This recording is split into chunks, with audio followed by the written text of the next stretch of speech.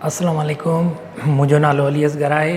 हिन वीडियो में असी सबसेट, सुपरसेट ऐं यूनिवर्सल सेट ऐं पावर सेट के बारे में डिस्कस कंदासीं।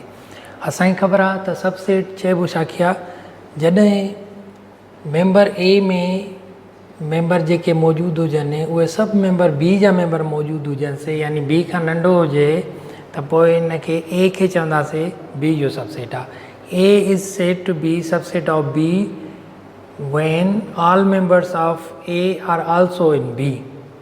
Okay, for example, हाणे सबसेट हिते A जेको आहे उहो सबसेट आहे B जो।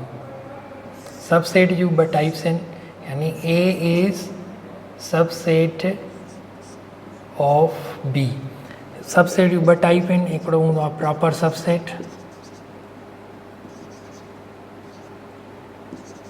ॿियो हूंदो आहे इम्प्रॉपर सबसेट।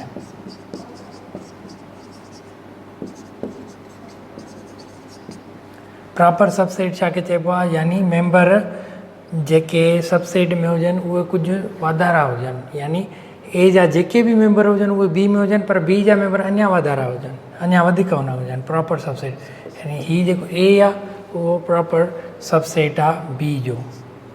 प्रॉपर सबसेट जी हीअ निशानी आहे ऐं सबसेट जी हीअ निशानी आहे। ख़बर नथी पए, जॾहिं ख़बर हुजे त प्रॉपर आहे त पोइ हीअं लिखंदासीं।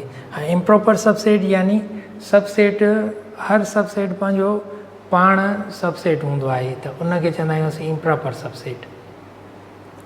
इम्प्रॉपर सबसेट जी निशानी हीअ आहे, जीअं खणी चऊं ए या को बि ॿियो सेट लिखूं, मिसाल 1 स्क्वायर रूट 4 स्क्वायर रूट 9, ईअं खणी चऊं त A is improper subset of C. ठीकु आहे, या वरी को बि ॿियो तरीक़ो हुजे, जीअं मिसाल 2 1 3, हाणे A is improper subset of C या C is improper subset of A. ऐं सुपरसेट यानी सबसेट जो उपतड़। हाणे जीअं बी जेको आहे सुपरसेट आहे त असीं लिखंदासीं बी इज़ सुपरसेट ऑफ ए, इन जी सिंबल हीअं आहे। पावर सेट छाखे चइबो आहे, अच्छा हिननि जूं कुझु प्रॉपर्टियूं आहिनि त हर हिकु सेट खे, नॉन एम्पिटी सेट खे, जेको बि नॉन एम्पिटी सेट हुजे, घटि में घटि हिकु मेंबर हुजेसि त उनखे घटि में घटि ॿ सबसेट हूंदा आहिनि, हिकिड़ो पंहिंजो पाण, ॿियो नल सेट यानी एम्पिटी सेट, ॿ सेट हूंदा अथसि। ऐं नल सेट जेको आहे उहो हर सेट जो सबसेट आहे। टी प्रॉपर्टी त हर सेट पंहिंजो पाण इम्प्रॉपर सेट हूंदो आहे। Power set means all possible subsets, set of all possible subsets, set of all possible subsets is known as power set. Power set is denoted by PA. Power set के असां PA सां denote कंदा आहियूं।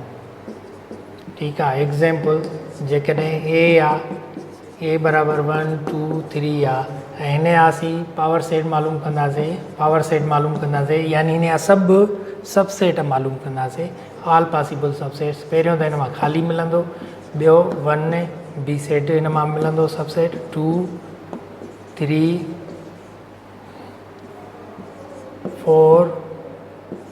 4 आहे ई कान हिन में, 1 2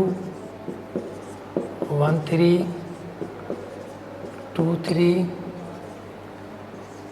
1 2 3 बंदि कंदासीं, हेॾां ब्रैकेट हेॾां ब्रैकेट, त हिनखे पावर सेट चइबो आहे। पावर सेट में मेंबर मालूम करण जो फार्मूला आहे। हाणे हिन में घणा मेंबर आहिनि, 1 2 3 मेंबर आहिनि त 8 हिन मां ठहंदा, 2 × 2 × 2 यानी हिन 8 मेंबर कुल थी वेंदा। ऐं मेंबर मालूम करण जो फार्मूला 2 पावर n, जेतिरा मेंबर हूंदसि ओतिरा सेट ठहंदा। ख़ाली सेट में 2 पावर 0 यानी 1 थींदो पंहिंजो पाण ई। जीअं हाणे ख़ाली सेट आहे, अगरि असां पावर सेट सां मालूम कयूं ख़ाली सेट जो, त ख़ाली सेट जो पावर सेट ख़ाली न थींदो आहे, उन में हिकु मेंबर हूंदो आहे पंहिंजो पाण, घटि में घटि हिकु मेंबर हूंदो अथसि। कॾहिं बि पावर सेट ख़ाली न हूंदो आहे, पावर सेट जो घटि में घटि हिकिड़ो मेंबर हूंदो आहे। Thank U for watching my video.